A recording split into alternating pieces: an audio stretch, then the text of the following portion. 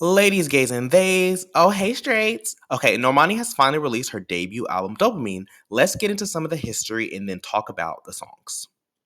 As we all know, Normani originally appeared in the five-piece girl group Fifth Harmony, which was formed on the US version of The X Factor. The group went on to become one of the most successful girl groups of the 2010s, selling over 33 million records worldwide. As the group came to a close, Normani released a string of successful singles, including Love Lies with Khalid, Dancing with a Stranger with Sam Smith, and their solo debut single, Motivation. Due to creative changes, life, switching management teams, Normani's album was ultimately delayed. So it seems the critics really did love this album. For the most part, it got a 73 out of 100 from Metacritic's scores. It got a 4 out of 5 stars for Rolling Stone. NME gave it 4 out of 5 stars, so people seem to like it. Let's get into the track list though. Woo child, track one, Big Boy. The first couple seconds of this song sound like they could be a future meme. If you listen to it, I'm talking like the first maybe 2-3 seconds. I love this song so much. I don't know what she's talking about. I know I need to go on a deep dive of the lyrics, but it was produced by Tommy Brown. I love Tommy Brown. He's so talented. Of course, we know from his work with Ariana Grande, Victoria Monet, etc. She's coming in hard on this one, y'all. I'm like, it really was like the perfect album opener. I don't know why this kind of is reminiscent to me. It sounds like a grown-up version of a Fifth Harmony song. Maybe I'm reaching. Let me know what y'all think.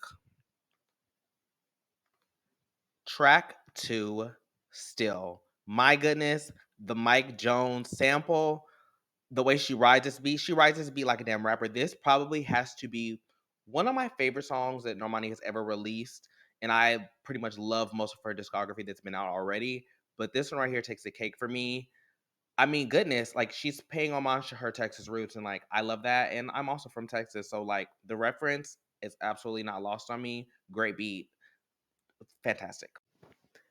Track three, all yours. And you're being like, yeah. Boy, first of all, can we talk? Can we freaking talk?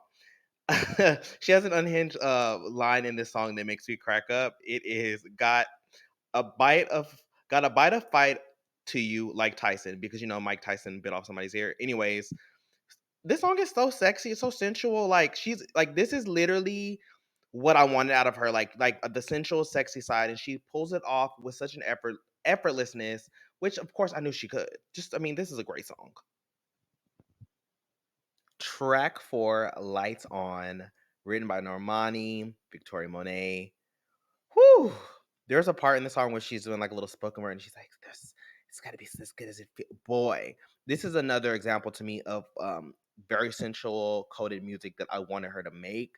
I feel like it fits her voice best.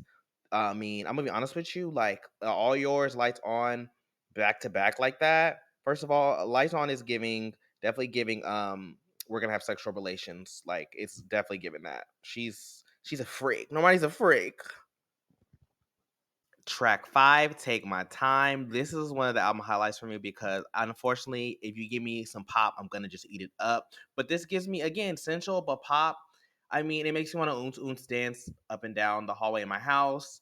I feel like if she ever needs like a pop single to throw out for this album, if something happens, I think this is the one. I think she can totally throw this out. I think this is a great track. It's fun. And you know, we love fun over here. I don't know about y'all.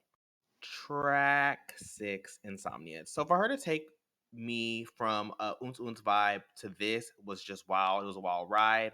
Um, there is Brandy in that background of the song, the Brandy, the vocal Bible. Like, get into that. I mean, there's a guitar solo. Like, this is one of those songs. Mind you, this song had already leaked, so I had heard like the rough version of this. It was on the internet for a long time. Anyways, I mean, I'm speechless at the song. I think the vocal layering, I think it's all just so beautiful. I think that this is art. Um, this is one of those songs that reminds me is reminiscent of R&B from the early 2000s, late 90s, like where you just really felt it. Come on, Normani, come on, get into that. Track seven, Candy Paint. Okay, can somebody please tell me what the hell the beginning, like the little clink clink noise? Like, I really want to know what the hell that is. It literally is like eargasm to me. I mean, this song is a bop. It gives me early 2000s, like where they used to do very like experimental sounds and sonics. Um, I've always loved this song. I know that it was put out or like snippets of it have been out for a long time, but when I finally was able to hear it in full, it made me love the song even more. I think that this could be a potential hit if she plays her cards right. And I can't wait to see if this does anything. Like I love this track. Track 8, Grip. This song is so funny to me because there's the G.I. Joe thing in the beginning and like all throughout the song, and it's like basically like she got that gorilla grip. This song makes me wanna go in my backyard and, like, karate chop a tree, like, the whole, like, little sorry, I butchered that in the background, I'm like, it's vibey, it's very vibey, like, oh, I love this track, I love this track. Track 9, 159 featuring Gunna. Now, this song, I like this song, and that's kinda where I'll leave it at. Like, I don't like in context of the rest of this album, I don't think it's, like, the greatest song. It probably skews more towards my least favorite song, like, "Sue Me," like, there's probably some of y'all that are, like, clenching your fists right now and, like, probably would take me out and fight me. But I don't know, I just feel like this was I don't know, maybe it's the Gunna being on it. Not that I dislike Gunna, but I just don't really care about males on songs unless they really add something to it, and I don't feel like he added much to this. Just my opinion. Please don't want my behind. Track 10, Distance. First of all, this song is so beautiful. It's so pretty. I really want to know who hurt her because she sounds very sad on this song. I want to give her a hug. Oh my god, there's a lot of very pretty vocal layering in this song. And there's points where like the beat kind of takes you up a little bit higher, then it drops you down lower. It's the song really does feel like an experience. It feels like out of body experience. Like, come on now.